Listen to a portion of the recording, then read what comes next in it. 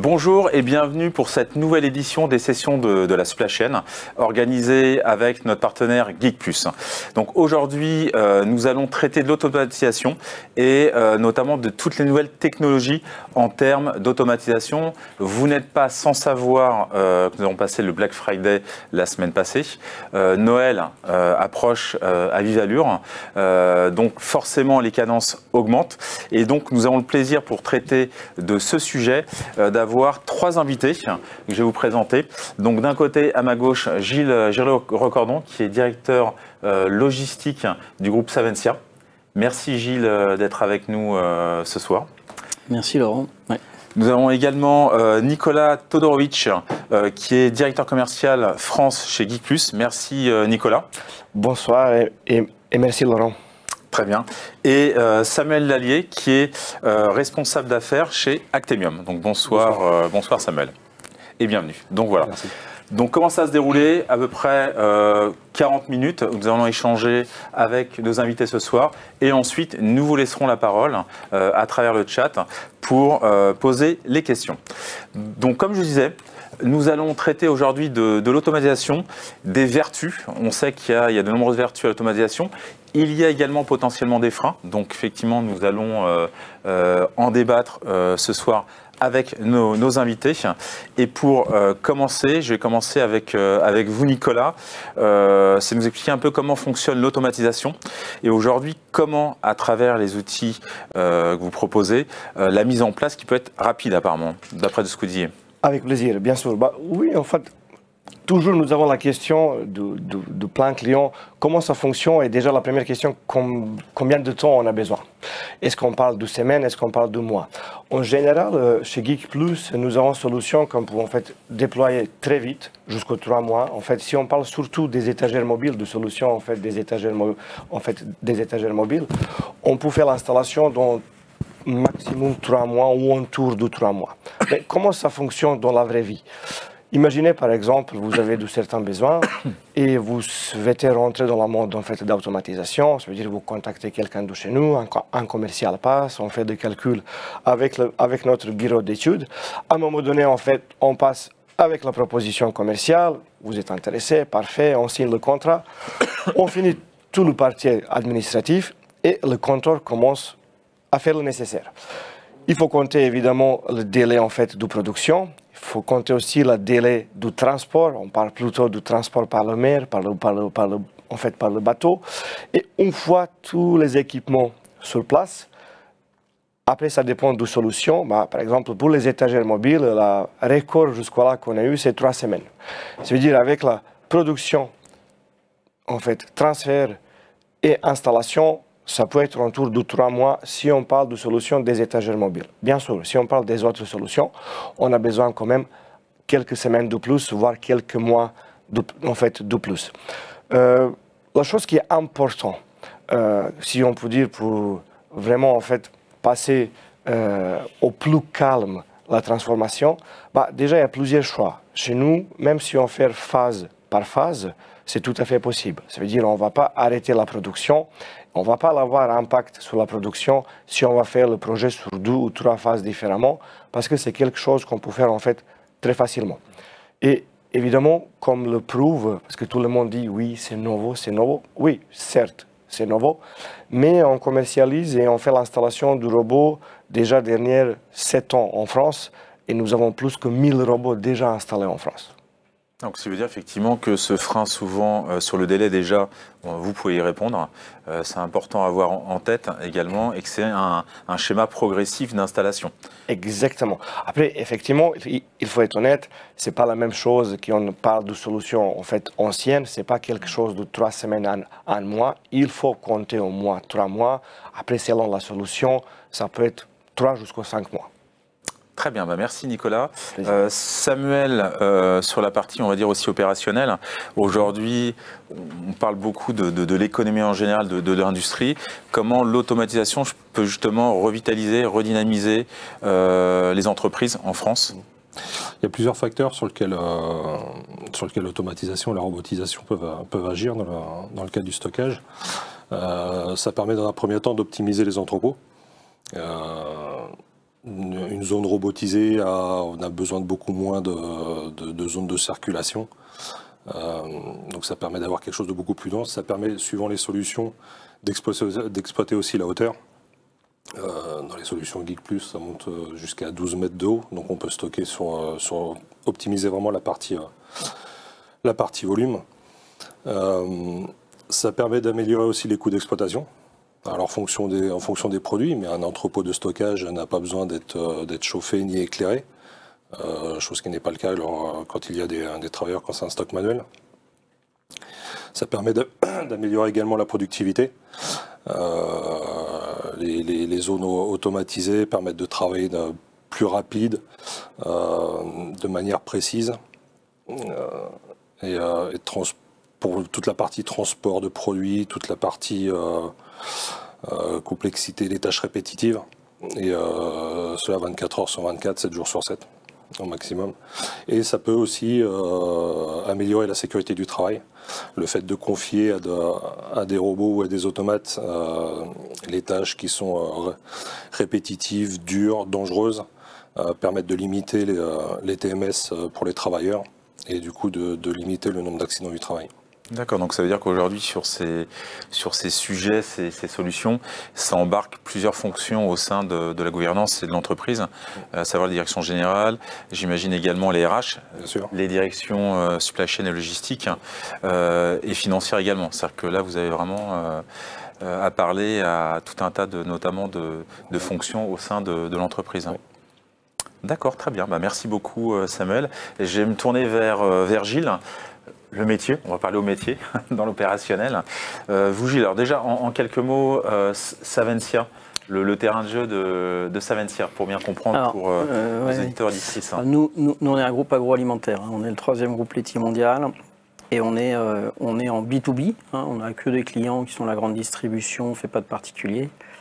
Et donc les produits, on les connaît, hein. Enfin, c'est Caprice des Dieux, Cœur de Lion, mais aussi des produits chocolat. On fait aussi Coraya, Bordeaux Chanel, et puis du chocolat, Révillon, Villa, enfin bon bref. Que des choses agréables. Que des choses sympas à manger. Que des choses sympas à manger. Et donc voilà, ça c'est pour le groupe. Et donc l'automatisation, en fait, j'écoutais ce qu'il disait, c'est très vrai, c'est très central, hein. Il faut savoir que nous, l'automatisation, c'est au cœur de tous les sujets. Nous, on est particulièrement attachés au niveau du groupe à tout ce qui est pénibilité, sécurité. Oui, on disait, dans les entrepôts, il n'y a pas besoin de lumière, dans les entrepôts automatisés, certes. Donc l'automatisation, en fait, c'est vraiment un sujet qui est au cœur de plein de sujets différents. On va retrouver sécurité, pénibilité, évidemment. Après, on a les problèmes d'espace, hein, on va y revenir. Les problèmes d'optimisation, que ce soit de la rentabilité, mais aussi de la gestion des pics de volume. Enfin, bon. Donc, on peut dire que l'automatisation, c'est un sujet totalement central. D'accord. Et je vous interromps au niveau, pour avoir une petite idée par rapport justement à ce que vous proposez aujourd'hui au groupe, en termes par rapport à la période, hein, justement, de Noël, de fête, j'imagine que les volumes sont beaucoup plus importants, mais en quelle proportion, en termes de pourcentage, pour une idée? Alors, nous, on fait aussi de la raclette, donc ça dépend de la température, je vous dirais. Mais néanmoins, on a des pics de croissance, effectivement, à 2 chiffres, très importants. Et actuellement, ça génère des contraintes importantes, hein. Il faut savoir que vous avez des pics à gérer, vous avez besoin de moyens supplémentaires, que ce soit des moyens humains, que ce soit des moyens, je parle de l'entrepôt, hein, moyens humains, du matériel. Et puis après, vous avez aussi du transport. Ça, c'est un autre sujet. Et donc, l'automatisation peut être une réponse à ces problématiques-là. D'accord, très bien. Et c'est vrai qu'il y a souvent l'acheminement par rapport on va dire, aux préparateurs de commandes. Mais sur la partie, je crois que c'est Nicolas qui en parlait, sur le côté vertical, est-ce que ça apporte également justement de la valeur ajoutée?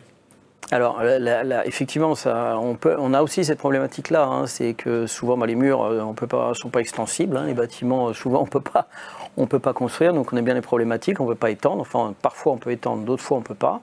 Donc c'est vrai que la densification liée à l'automatisation, ça peut parfois avoir un vrai intérêt. Après, il faut aussi savoir que les bâtiments ne sont pas toujours conçus pour ça. enfin, ça dépend des solutions d'automatisation qu'on prévoit, hein, je veux dire. Mais par exemple, les transstockeurs ont besoin de hauteur importante. Donc les anciens bâtiments, généralement, ils sont à 13-15 mètres, suivant les configurations. Mais c'est vrai que ça permet de stocker plus sur une même surface. D'accord. Très bien. C'est des choses qui généralisent d'ailleurs le côté vertical dans les entrepôts, vous l'observez ou... Oui, alors en fait, c'est intéressant parce que moi, mon constat, c'est de dire qu'il ça se généralise chez les industriels, ça se généralise chez beaucoup de distributeurs et assez peu chez les prestataires, en fait. D'accord. Et je pense que je laisserai les spécialistes donner leur avis, mais moi, mon analyse, c'est de dire que en fait, l'automatisation, c'est un choix dans la durée. C'est-à-dire c'est un choix, je dirais presque patrimonial, quoi, hein. C'est-à-dire que l'automatisation, ça donne les bénéfices sont sur le long terme. Donc quand on est prestataire, évidemment, la durée, on la maîtrise moins. Les industriels, les distributeurs, c'est un peu plus facile. C'est pour ça qu'effectivement, on trouve plus d'automatisation. Et est-ce que ça se généralise ? Je ne crois pas qu'il y ait de nouveaux entrepôts qui soient créés sans automatisation, au moins pour les deux parties que je citais. D'accord, déjà c'est une bonne lecture des choses, Gilles, merci. Et je vais me tourner vers Nicolas. Là, on va être sur un acronyme, l'AMR, aujourd'hui. Est-ce que vous pouvez nous en parler, Nicolas, et l'expliquer déjà à nos auditeurs, s'il vous plaît? Tout à fait, oui. Comme on peut voir, je pense qu'on va avoir un vidéo derrière moi. On va parler d'un exemple dans la vraie vie. C'est un client Dr Max, qui est assez connu dans le monde de pharmacie. En fait, produit petits produits de pharmacie et parapharmacie. Et c'est un bon exemple. C'est un client qui nous a appelé, qui n'était pas du tout dans l'automatisation avant. Il a dit, écoutez, qu'est-ce qu'on peut faire, comment on peut s'organiser? J'ai 8 mètres, en fait, ou 9 mètres sur le plafond. Quelles sont les solutions qu'on peut envisager? Et certes, dès qu'on a entendu 8 ou 9 mètres sur le plafond, on a tout de suite pensé du robot shuttle, parce que certes, aujourd'hui, en fait, comme tout le monde parle du prix du mètre carré, c'est une des premières choses qui est importante. Parce qu'en gros, quelles sont les demandes, en fait, en général, et surtout comment l'AMR peut nous aider sur ça? En gros, comment réduire l'espace de stockage et comment on va augmenter, en fait, la productivité sur la station de picking.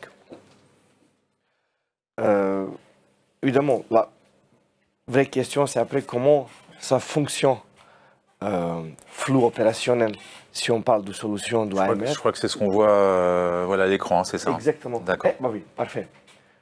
Oui, exactement. On peut voir en fait que, en gros, ça reste très simple et très vite. Et si on parle de solution même, chez Dr Max complètement, nous avons en fait presque 19 000 du bac sur uniquement 1300 mètres carrés. Et pour gérer en fait tous les systèmes, pour gérer tous les systèmes opérationnels, on n'utilise que 5 stations de picking en fait.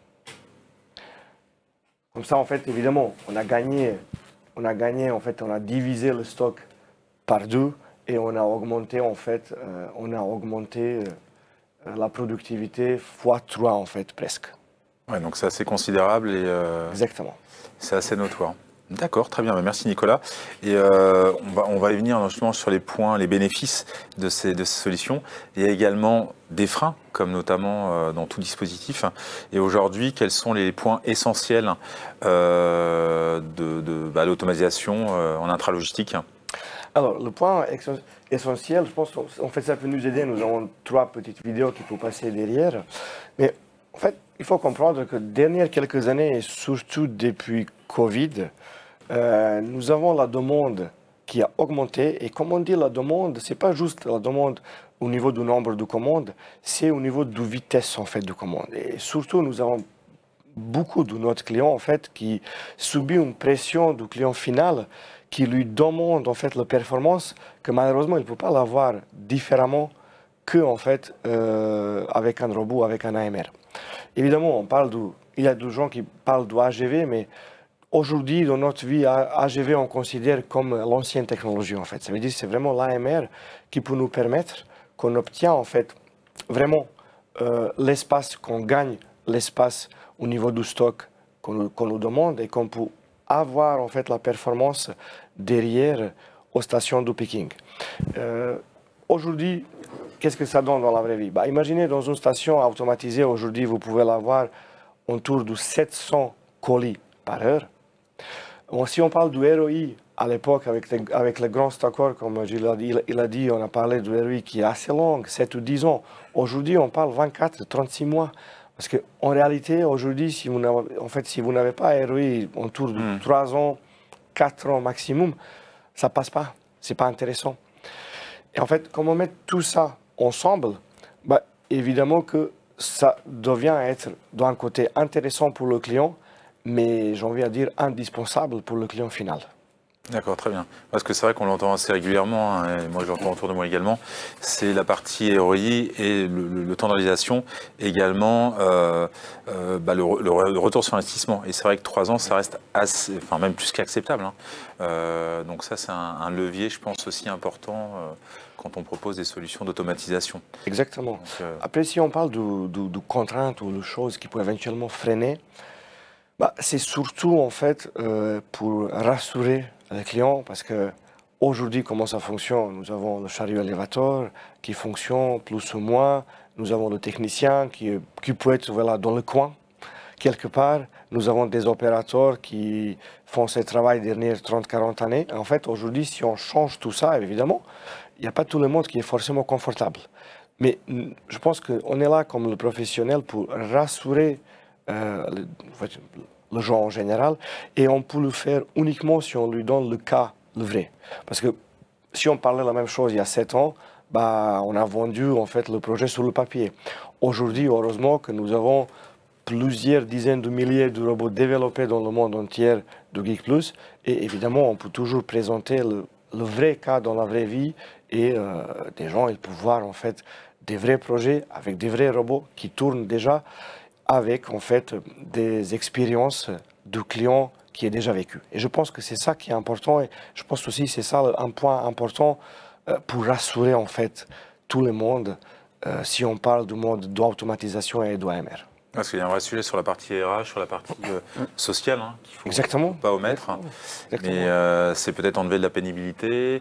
Après aussi former notamment les salariés sur d'autres postes, hein, parce que ça peut être intéressant, je pense, de faire évoluer notamment les salariés dans les entrepôts. Donc, mais ce point doit être aussi central, j'imagine, dans les échanges avec les entreprises. Hein. Et d'un point de vue RH, d'un point de vue RH, ce qui est surprenant dans l'automatisation, c'est qu'évidemment, on baisse les besoins sur les postes habituels, hein, les caristes, les préparateurs, etc. Par contre, on crée des besoins sur des postes de maintenance. Voilà. Tout à fait. Donc, ça fait évoluer, voilà, comme vous disiez, il y a un report. D'accord. De l'expérience, en fait, on peut vraiment dire qu'à la fin, on crée le poste avec le valeur supplémentaire. Et avec le temps, en général, les gens sont assez contents. Parce qu'ils se sentent beaucoup plus valorisés, en fait. D'accord, ok. Mais évidemment, c'est un travail, c'est un vrai projet qui consiste, en fait, à travail d'entreprise. Oui, il y a une conduite du changement. Exactement. Il y a une conduite du changement à mettre en place. Très bien, merci Nicolas. Samuel, je vais me tourner vers vous au niveau des sujets de sécurité. Quels sont-ils en fait? Qu'est-ce qu'il faut mettre en place pour ce type et accompagner ce type de projet? Sur ces projets de stock automatisé, on n'est pas sur de la robotique ou de l'automatisme collaboratif. Donc il faut traiter ça comme un sujet d'automatisation industrielle, comme on peut trouver dans toutes les usines automobiles, aéronautiques ou autres, où là il y a une grosse part sécurisation. Le but, c'est de garantir un niveau de sécurité pour les travailleurs sur les postes où il y a des interactions entre les deux, et puis de répondre à toutes les normes en vigueur. Donc à cela, on commence en fait ce sujet d'analyse de risque qui doit être fait dès le début du projet, dès les premières ébauches, dès qu'on commence à tracer comment va être constitué un stock, pour justement identifier toutes les interactions, tous les risques qui vont être générés par ce système, pour pouvoir mettre en face toutes les solutions palliatives qui vont être nécessaires, et dans certains cas peut-être revoir aussi le concept, revoir l'implantation, revoir peut-être Ça peut être. Imaginer les différents scénarios. Voilà, pour trouver le meilleur et celui où on va traiter vraiment l'ensemble des problèmes. Le plus adapté. Ouais. Donc, très bien. En général, il y a beaucoup de scénarios dans une entreprise, justement, sur ce type de mise en place, pour avoir une idée, ce que c'est. Oui, ça peut. Après, il n'y a pas de règle. Toutes les installations sont différentes. C'est pour ça que l'analyse de risque est basée sur un tas de. Les critères sont standards. C'est les mêmes critères de coincement, de heurts, de circulation, toutes ces choses-là. Mais après, c'est adapté à l'entrepôt, c'est adapté au produit qui est à sortir, c'est adapté à l'implantation générale de l'installation. Et bon, oui, dans certains cas, on peut modifier l'implantation optimale du stock pour dire, là, à cet endroit-là, on ne peut pas stocker parce que ça va créer un risque. Enfin, ce qui rend les projets aussi intéressants par rapport justement ils sont tous différents, c'est ça. C'est pas des choses. Exactement. Les solutions sont catalogues, mais la partie intégration, il n'y a jamais deux fois la même install. D'accord, très bien. Et justement sur la partie, on parlait de la partie sécurisée scénario, sur la partie IT, intégration des systèmes, parce que c'est aussi souvent un vrai sujet pour que les différents systèmes se parlent entre eux. Quels sont-ils en fait? Comment il faut imaginer les choses? En fait, il faut imaginer, il y a plusieurs couches. Alors, il n'y a pas d'interaction directe, on va dire, entre le système du client. Enfin, le client, il a en général déjà son système de gestion des commandes. Il sait à quel moment il va vouloir préparer une commande, à quel moment elle doit partir. Ce système-là, en général, va dialoguer avec un système de gestion de stock. Qui va s'occuper de ranger les produits dans différents emplacements dans l'ensemble. Faut pas imaginer que dans un stock automatisé, tous les produits A sont au même endroit, tous les produits B sont à côté. Sur plusieurs étages, on va mettre le C à un tel endroit. Enfin, il y a tout un tas de règles et en général, les produits sont dispersés dans l'ensemble du stock pour faire en sorte que quand il y a un gros afflux sur un produit, c'est pas un robot qui va faire tout le temps les allers-retours au même endroit, mais c'est tous les robots qui vont se mettre à travailler en même temps pour tout ramener. Donc ça, c'est toute la partie, la couche de gestion de stock qui va faire ça. Optimiser le remplissage du stock. Et ensuite, il va dialoguer avec la couche process, où là, la couche process, elle va donner les ordres aux robots ou aux automates pour dire faut aller chercher tel bac à tel endroit, faut l'amener à tel endroit pour que la commande soit préparée, et ainsi de suite. D'accord, très bien. Donc après avoir parlé notamment à la supply chain et à la logistique, au RH, on parle également au DSI. Aussi, parce qu'aujourd'hui, tout ce qui touche à l'informatique, il y a la notion de cybersécurité qui vient de plus en plus. Et du coup, c'est pour ça qu'il faut des couches bien distinctes, avec les bonnes protections entre chaque. Il faut une installation, en exagérant, une installation robot, elle n'est pas connectée sur Internet. Il y a tout un tas de couches entre les deux, il y a tout un tas de pare-feux. Donc ça agrège encore une couche supplémentaire au niveau, c'est vrai que j'ai pas ça en tête, c'est vrai que la cyber aussi, elle peut adresser la partie automatisation. On peut avoir des cyberattaques également. Ça peut, c'est déjà arrivé, j'ai pas d'exemple en tête, c'est déjà arrivé d'usines qui se sont arrêtées suite à une attaque. D'accord. Parce que c'est vrai qu'on le voit, la cyber, on le voit dans pas mal de sujets, mais donc également sur la partie automatisation. Bon, très bien, merci beaucoup Samuel. Gilles, tout à l'heure vous présentiez effectivement Savencia, les produits, le terrain de jeu, la période qui est quand même assez active et même très active, j'imagine, en ce moment. Donc je pense que les vacances vont être bienvenues pour vous, Gilles. Si le rythme est un peu dense, voilà. Mais concrètement, aujourd'hui, pour Savencia, les bénéfices, et il y a également certainement des écueils, peut-être des freins qu'on a évoqués tout à l'heure, mais quels sont-ils pour Savencia? Comment ça se matérialise en termes de bénéfices par rapport, vous, à votre entreprise? Alors, nous, on est un groupe qui est très attaché au bien-être des collaborateurs, à ce que les collaborateurs se sentent bien, et on est dans des métiers pénibles. Nous, il faut savoir qu'un préparateur de commandes, il parcourt plus de 10 km par jour, il porte entre 6 et 8 tonnes, c'est des métiers physiques. En plus, nous, on a la spécificité de travailler dans le froid, parce qu'on est à 4 degrés. Et on est très orienté sur l'amélioration des conditions de travail. Et de ce point de vue-là, je pense que l'automatisation, c'est un vrai bénéfice. Il faut savoir qu'on supprime la pénibilité, on diminue, on va dire qu'on ne supprime pas, on ne peut pas tout automatiser non plus. On l'a vu tout à l'heure, il y avait une dame qui était en Goodsman, elle faisait du prélèvement quand même, mais on diminue très largement la pénibilité. la sécurité, hein, on fait toujours la chasse aux accidents, hein, et on est des métiers très accidentogènes. Hein. Il faut savoir qu'au niveau France, on a un taux de fréquence à 42, hein, c'est très élevé par rapport à un industriel qui va plutôt se situer entre 10 et 20.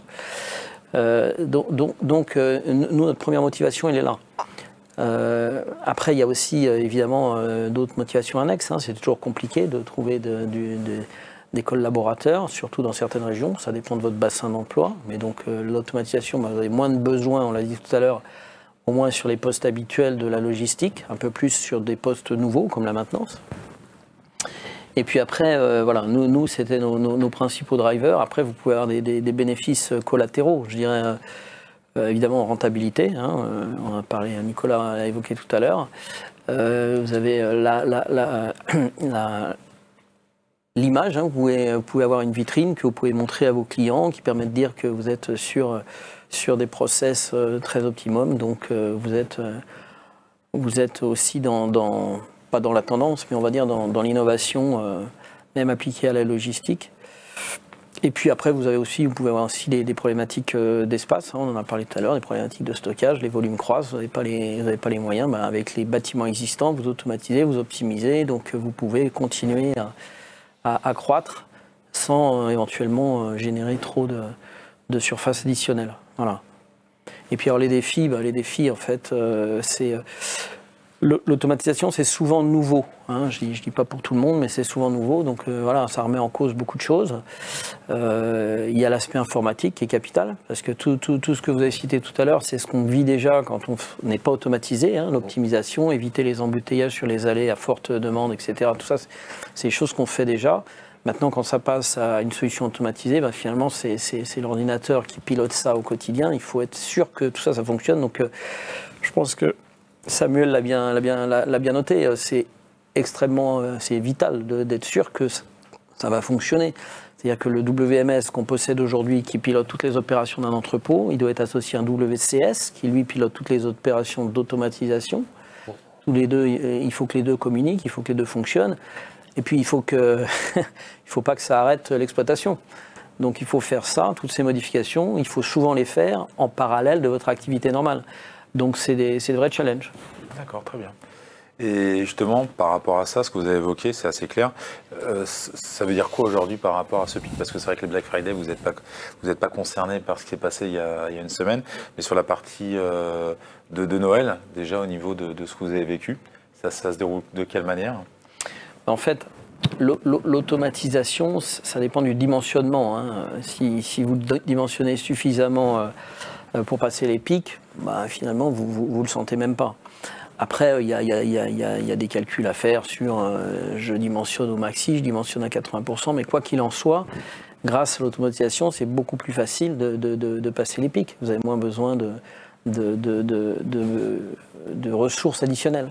D'accord. Et là, une petite question qui me vient en tête. On sait qu'il y a des sujets également sur, on va dire, le climat.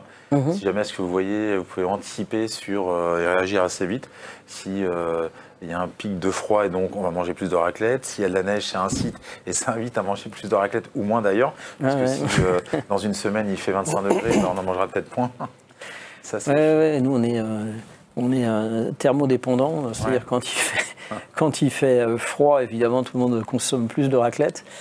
Et oui, effectivement, alors nous on est très spécifique parce que la réactivité doit être immédiate puisqu'on livre directement la GMS et vous savez qu'ils n'ont plus de stock. Donc c'est-à-dire que les sorties magasins, on les a le lendemain sur nos commandes. Donc ça va très vite, on doit réagir très très vite. Et effectivement, aujourd'hui c'est très compliqué, quoi. Ouais. Très compliqué. Donc l'automatisation de ce point de vue-là permet quand même de régler un certain nombre de points bloquants. Ouais, ça régule plus facilement effectivement ces sujets. Bah, merci Gilles. Et justement, Samuel, pour accompagner Gilles ou d'autres responsables, directeurs logistiques et supply chain, quels conseils vous donneriez sur cette partie des pics, surtout de consommation? Ouais, je vais revenir sur ce que disait Gilles, c'est que en début d'un projet, il faut faire l'analyse justement de la consommation des produits, de la saisonnabilité, pour voir les pics, mais aussi les creux. Et ensuite, c'est là que un peu toute la subtilité, enfin, un peu la subtilité de l'analyse, c'est que il ne faut pas dimensionner une installation que par rapport au pic, parce que sinon on va se retrouver avec une installation qui va être surdimensionnée, et avec le coût que ça engendre, avec tout ce qui tourne autour. Donc il faut réussir à trouver le juste milieu avec l'automatique, justement, apporte la souplesse pour pouvoir absorber les pics, peut-être en modifiant certaines choses, en faisant quelques compromis, comme l'automatisation permet, par exemple, quand vous avez un entrepôt qui tourne sur 2 équipes, pendant la troisième, quand il n'y a personne, l'entrepôt, lui, peut continuer à tourner pour déjà apporter à proximité, enfin mettre près de la sortie, on va dire, tous les produits des commandes qui seront à traiter le lendemain, pour que les premières commandes aillent plus vite, et pendant ce temps-là, le stock rapprovisionne par derrière, et comme ça, le stock peut tourner en 3 équipes, et du coup, ça permet d'accélérer énormément les cadences de sortie de commande. C'est une sorte de domotique, en fait, ça permet de régler comme on le souhaite par rapport notamment au pic, à la régulation des flux. Très bien. Et Nicolas, du côté Geek Plus, comment vous voyez les choses? Je crois que vous avez parlé d'une petite vidéo, à passer ou des éléments. Exactement. Je pense que on va l'avoir en 3e vidéo. En fait, je crois. C'est un bon exemple. C'est chez nos clients, en fait, GXO. Je vais essayer de répondre basiquement. Oui, certes. Gestion du pic contre les autres, c'est le travail du bureau d'études avec des ingénieurs, avec certains outils. Il va faire des calculations et il va trouver, en fait, entre guillemets, le juste milieu entre les saisons basses et saisons hautes, si je peux dire comme ça. Mais le point qui est très important aussi, à un moment donné, c'est pas juste le nombre de robots et le nombre de stations de picking. Oui, c'est important. Oui, techniquement, on a besoin de robots pour avoir certain, en fait, nombre de produits, mais tout ça va être très compliqué à gérer sans bon RMS, ou si on va parler de logiciel, en fait, du Robot Management System. Parce que comment ça fonctionne? Nous avons, en fait, client, il y a un WMS qui va communiquer avec le WSS, et le logiciel, en fait, qui va chercher les informations, en fait, de logistique.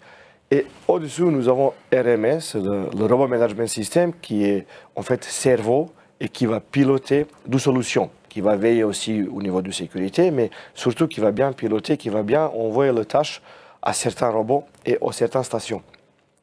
Et grâce à notre Robot Management System, qui utilise en fait l'intelligence artificielle, et grâce à notre solution en général, où notre bac ne sont pas fixes, et notre étagère ne sont pas fixes, ça veut dire qu'ils ne sont pas forcément toujours au même endroit.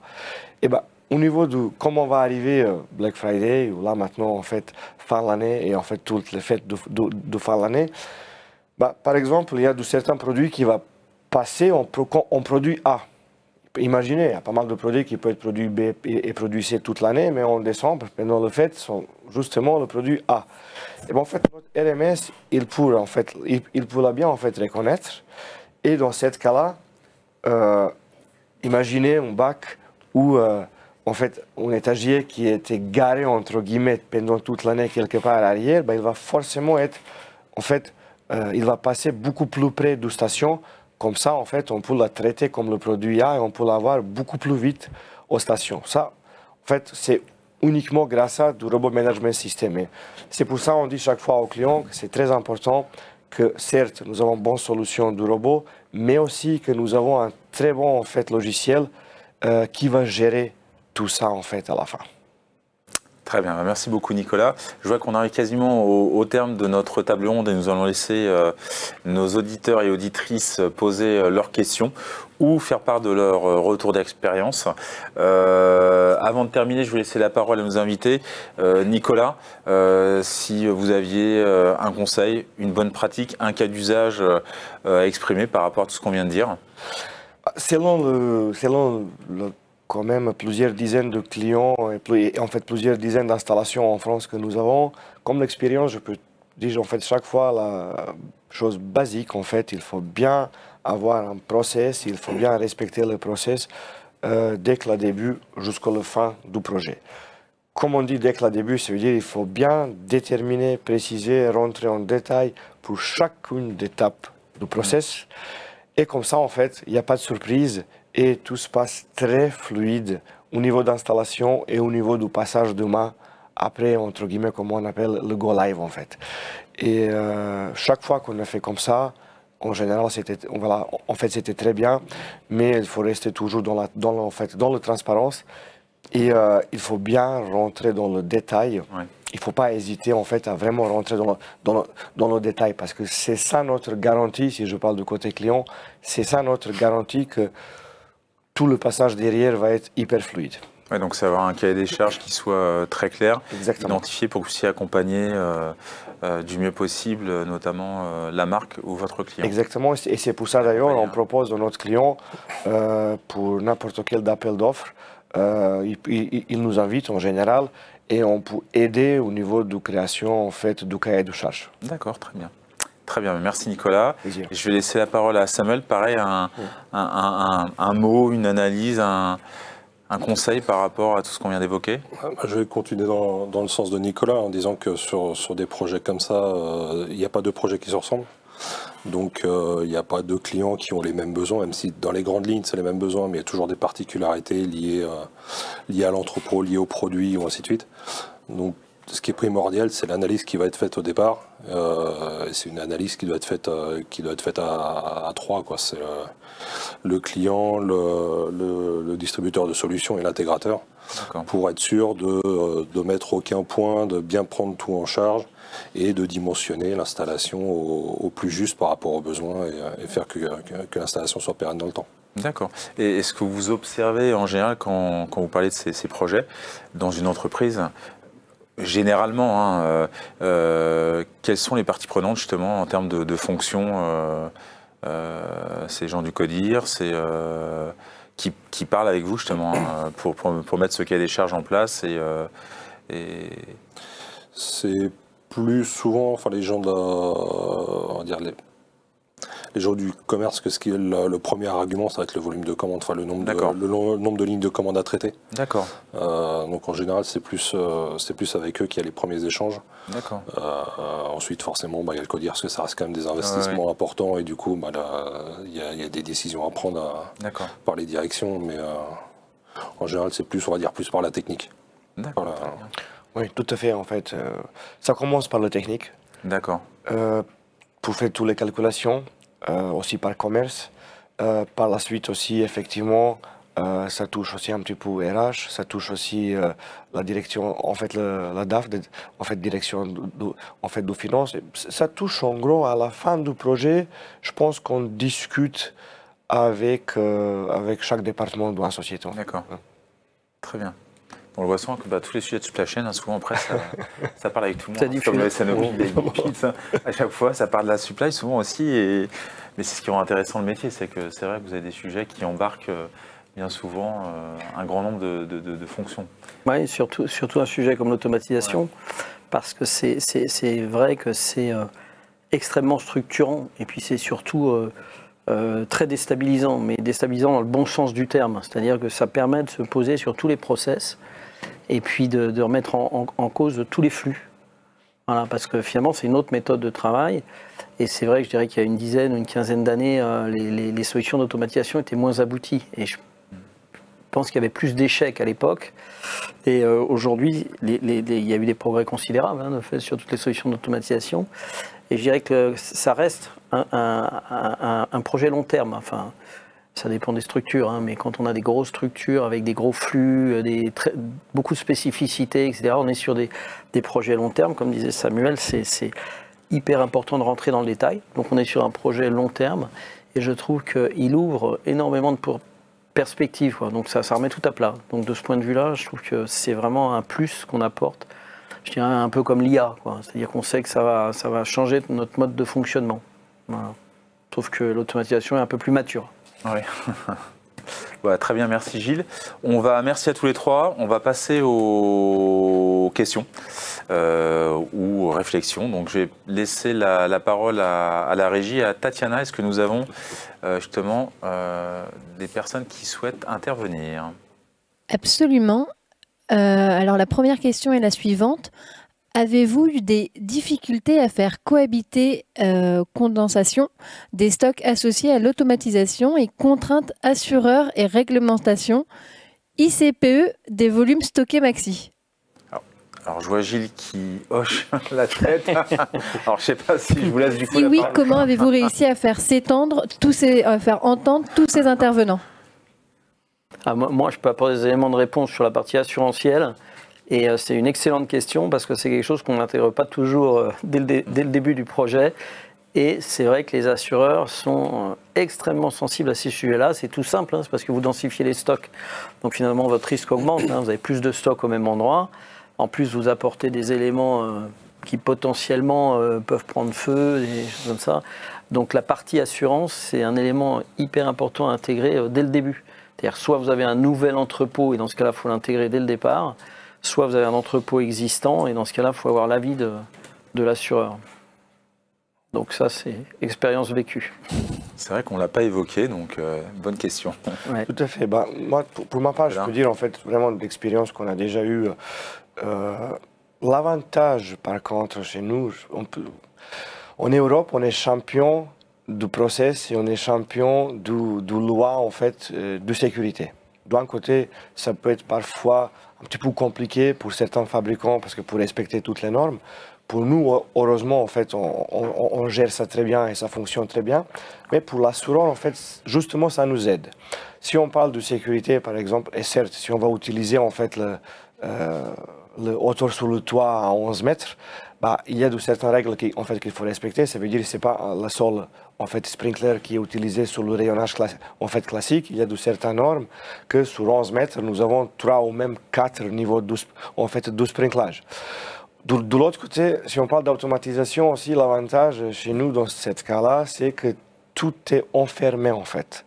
Il n'y a pas la personne qui communique avec le robot ou qui se trouve avec le robot dans le même endroit.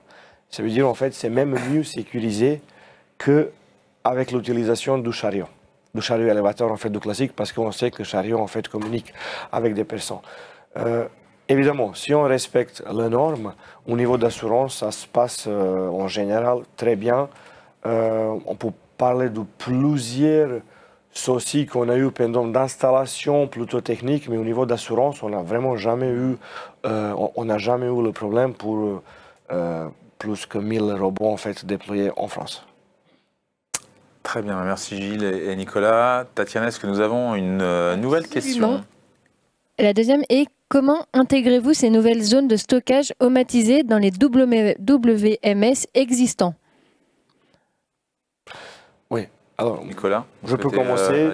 Nous, en fait, on utilise juste le patch, c'est le dossier DSW. En fait, c'est très basique.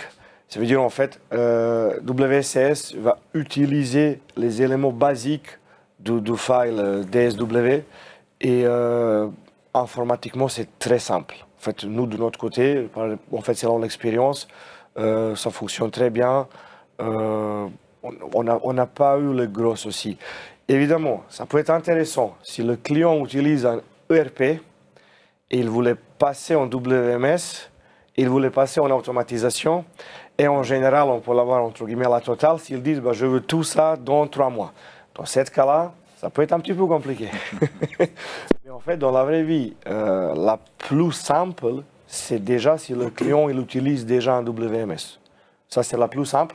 Et même on demande, comme le demande en fait, surtout pour le robot shuttle et pour le système un petit peu plus complexe, si je peux dire, que le client il utilise déjà un WMS sur place. Parce que justement, ça nous facilite la tâche. Très bien, merci Nicolas. Est-ce que Tatiana, nous avons une nouvelle question? Absolument, on en a plusieurs. La suivante est celle-ci. Quels sont les avantages d'une solution Geek Plus versus un Good2Man classique, au-delà de la gestion dynamique des classes ABC? Alors, ça peut être plusieurs choses, mais pour être simple et clair, on gagne au niveau du stock, on gagne au niveau de productivité, on gagne au niveau du ROI.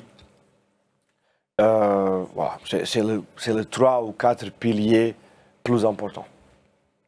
Si je n'ai pas répondu justement, si peut-être personne demande un petit peu plus en détail, oui, il peut poser la question. Très bien, merci. Est-ce que Tatiana, nous avons une nouvelle question? Absolument. La question commence ceci. Nicolas a dit qu'on était passé d'un ROI à 7-10 ans à un ROI de 24-36 mois. Quels sont les changements qui ont permis cette réduction de ROI? C'est le système AMR qui est beaucoup moins lourd en fait.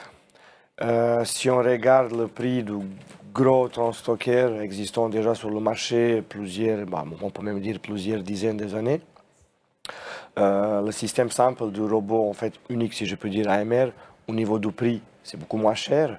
Et justement, en fait, on ne parle pas du même budget, on ne parle pas du même type de projet. Et en fait, grâce à tout ça, c'est le ROI qui change. Bien évidemment, il faut dire aussi, nous avons un client qui fait la pression, évidemment, qui demande aujourd'hui tous les 3 gros PL. Je ne suis pas sûr qu'il va accepter en fait un ROI plus que 3, 4, 5 ans.